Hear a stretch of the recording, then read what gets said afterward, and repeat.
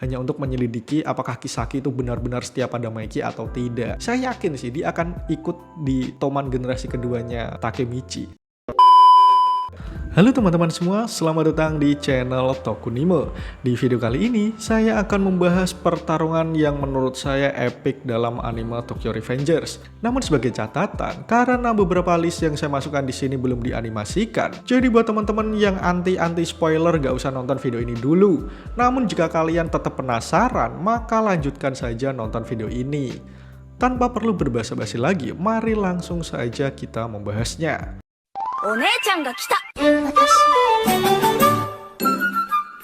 List pertama ada pertarungan antara Valhalla versus Toman. Kenapa pertarungan ini saya masukkan dalam list utama? Ya karena bagi saya pertarungan ini menjadi acuan awal bagaimana pertarungan itu dapat dinilai bagus atau enggak, epic atau enggak, memuaskan atau enggak. Jadi dalam pandangan saya, kalau ada tawuran di anime Tokyo Revengers, ya minimal chaosnya itu udah kayak pertarungan antara Valhalla versus Toman. Jadi ya namanya tawuran ya tawuran, nggak maju satu persatu gitu, tapi langsung rombongan gitulah, chaos gitulah. Nah di pertarungan Valhalla versus Toman itu menunjukkan hal itu.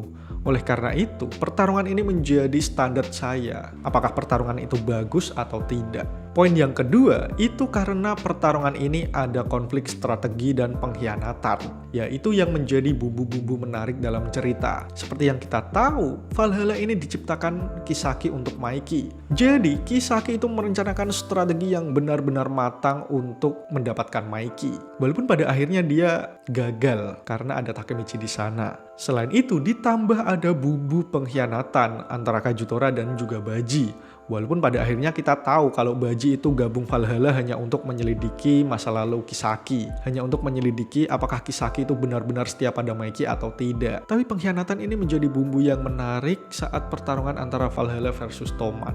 Poin menarik yang ketiga yaitu pertarungan ini menjadi landasan utama yang membentuk tekad untuk menang bagi Takemichi.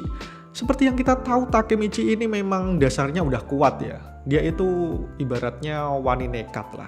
Dia tahu bakalan kalah, tapi manis wae. Yang penting berani dulu gitu. Nah, dulu Takemichi belum mempunyai sifat itu. Nah, di konflik Valhalla versus Toman, Takemichi tidak melakukan hal itu. Dia tetap maju berperang walaupun dia tahu dia akan kalah. Dan benar saja, dia tetap babak belur dihajar musuhnya ya kan. Namun pertarungan ini menjadi pemicu bagi Takemichi untuk lebih berani. Poin menarik yang keempat berarti ya, itu adalah kematian karakter yang membekas di hati para penggemar. Ya, menurut saya kematian Baji ini sangat membekas. Bagaimana tidak? Saya sendiri tidak menyangka pada awalnya. Baji ini kukira ya karakter yang akan hidup lebih panjang gitu. Karena seperti yang kita tahu biasanya karakter-karakter yang kayak gini itu umurnya panjang. Yang nyeleneh, yang misterius, yang gondrong. Tapi nggak tahu kenapa malah dia mati terlebih dahulu ya. Jadi sebagai penggemar saya itu merasa kena tipu. Kukira hidup panjang, ternyata mati lebih dulu. Tapi itu menjadi poin yang menarik bagi saya. Sehingga dalam kematian Baji ini menimbulkan beberapa pemicu. Salah satunya yaitu membangkitkan mode serius Maiki. Itu juga menjadi poin menarik dalam pertarungan antara Valhalla versus Toman. Pertarungan yang selanjutnya adalah Tenjiku melawan Toman. Pertarungan ini menjadi menarik karena bagi saya ini adalah kekalahan para petinggi Toman untuk pertama kalinya. Ya kita tahulah Toman ini adalah geng yang menangan gitu.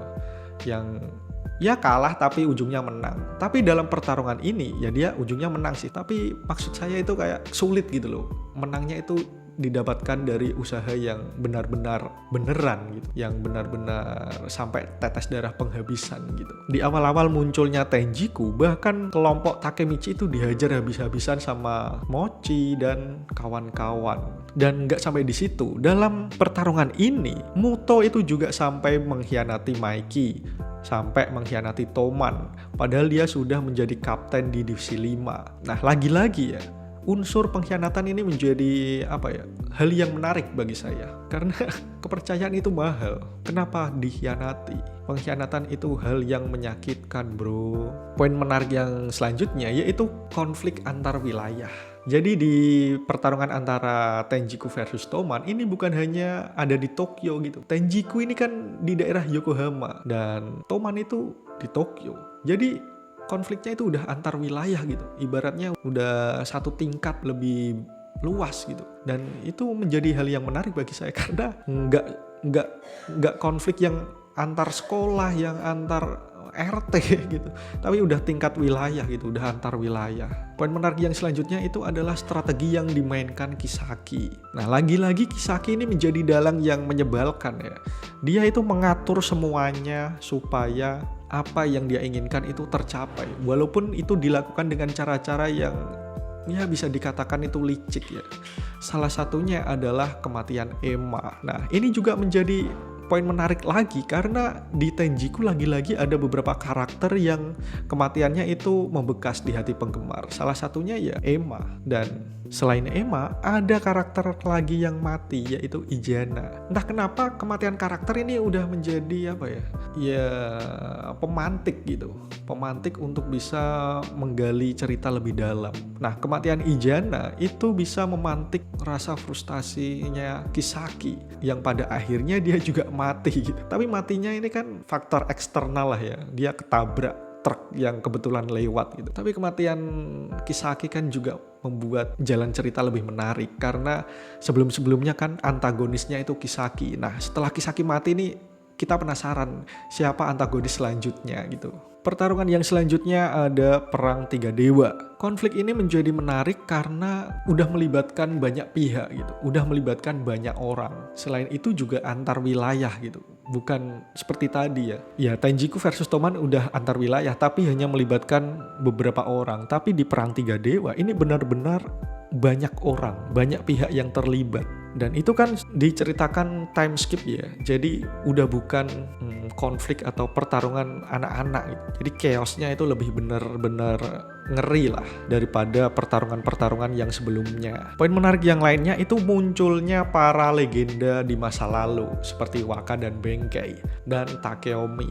Kita kan belum tahu ya sebenarnya Black Dragon generasi pertama itu gimana sih kok sampai disegani begitu banyak orang.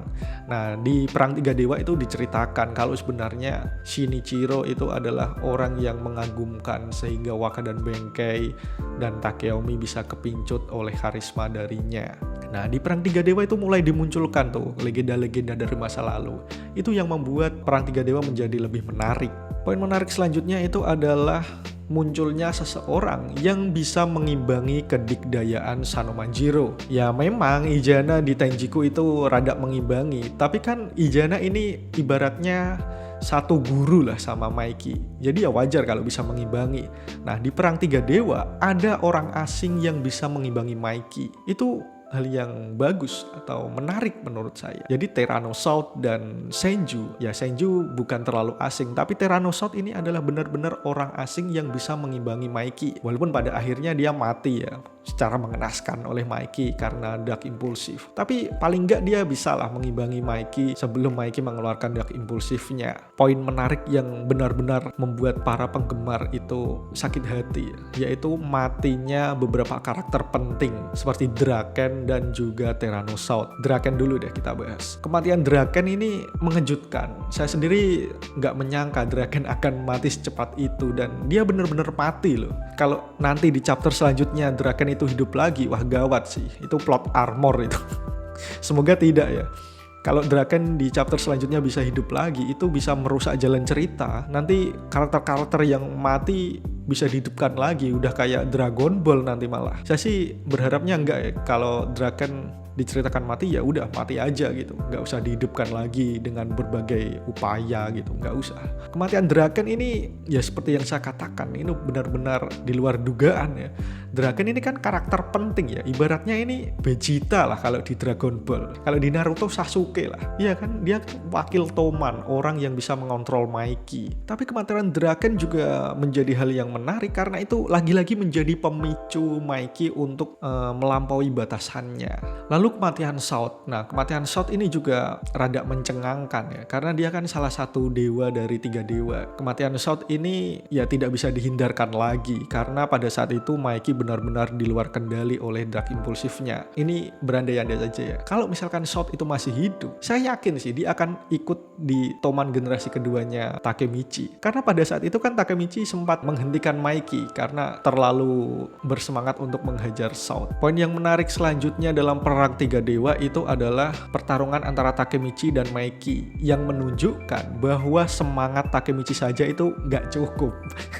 Iyalah, semangat saja itu nggak cukup untuk menghadapi Maiki. Akhirnya ya Takemichi babak belur, bahkan sempat berhari-hari dirawat di rumah sakit loh. Tangannya patah, babak belur. Ya itu yang menunjukkan semangat saja nggak cukup. Harus punya skill lah. Ibaratnya itu melawan raja kok, cuma semangat saja. Jadi itu yang menjadi pesan dalam perang tiga dewa. Poin menarik yang terakhir menurut saya adalah diperkenalkannya untuk pertama kali dark impulsif yang dimiliki Maiki. Ya walaupun pada pertarungan antara Valhalla versus Toman itu sebenarnya Maiki udah hampir mencapai dark impulsif sebelum Takemichi itu nggak sengaja mengeluarkan jimat saat Toman pertama kali dibentuk. Tapi di perang tiga dewa, Maiki itu benar-benar ditunjukkan dark impulsif yang mengerikan sampai dia sendiri tidak bisa mengontrol amarahnya. Dan yang terakhir adalah pertarungan antara Toman generasi kedua melawan Kanto Manji. Ini menjadi pertarungan yang epik karena menurut saya ini adalah pertarungan akhir dari segalanya.